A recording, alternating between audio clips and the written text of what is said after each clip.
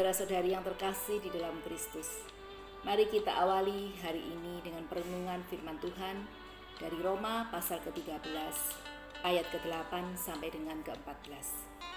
Roma pasal 13 ayat ke-8 demikian firman Tuhan. Janganlah kamu berhutang apa-apa kepada siapapun juga, tetapi hendaklah kamu saling mengasihi. Sebab barang siapa mengasihi sesamanya manusia, ia sudah memenuhi hukum Taurat.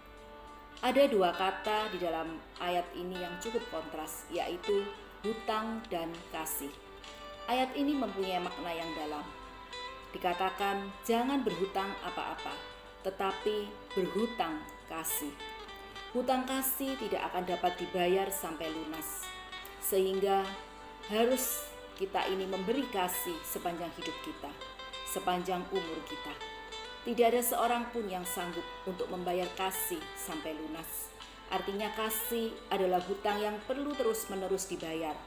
Sepanjang hidup kita, tidak mampu kita membayar hutang kasih. Berbicara tentang kasih, tidak ada habisnya. Karena kasih adalah ilmu sepanjang hidup yang tidak pernah habis. Kasih itu menggenapi semua hukum Taurat. Di dalam perjanjian baru tertulis di dalam Markus pasal 12 ayat 30 dan 31. Hukum yang terutama ialah kasihilah Tuhan Allahmu dengan segenap hatimu dan dengan segenap jiwamu dan dengan segenap akal budimu dan dengan segenap kekuatanmu. Dan hukum yang kedua ialah kasihilah sesamamu manusia seperti dirimu sendiri. Tidak ada hukum lain yang lebih utama daripada kedua hukum ini. Melalui perenungan pagi hari ini, kita harus belajar untuk mengasihi dan mengasihi. Mengasihi memang tidak mudah. Mengapa? Karena pada prakteknya banyak di antara kita sering gagal untuk melakukan kasih. Mengasihi orang yang sudah kita kenal dan yang menjadi bagian dari hidup kita tentunya sangat mudah. Namun sebaliknya, mengasihi orang yang tidak kita kenal, yang bukan bagian dari hidup kita, tentunya sangat sulit. Pada umumnya kita mengasihi orang lain mengharapkan pamrih, karena ada sesuatu yang kita anggap baik yang bisa kita harapkan. Jika seseorang kita anggap kurang baik, sulit bagi kita untuk mengasihinya. Kasih kita bersyarat. Inilah keterbatasan manusia, tetapi kasih Tuhanlah yang sempurna. Ketika Tuhan memberi dirinya untuk mati di salib demi kasih-Nya bagi manusia berdosa seperti kita. Tentunya kita tidak mampu untuk menyamai Tuhan.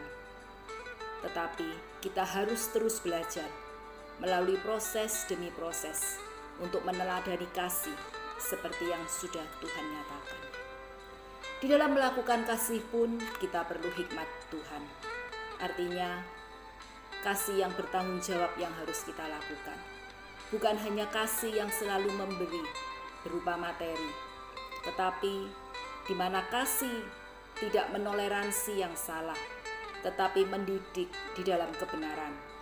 Artinya berani kita itu menegur sesama yang salah dengan sabar dan mendidik ke arah yang benar, supaya seseorang tidak jatuh di dalam dosa. Mari, melalui perenungan pagi hari ini, kita terus lakukan kasih sepanjang hidup kita. Dan renungkanlah bagaimana kita sudah melakukan kasih, dengan cara apa, bentuk apa yang sudah kita lakukan, dan sudah sampai di mana kita mengasihi orang lain. Selamat beraktivitas sepanjang hari ini. Tuhan Yesus memberkati kita semua.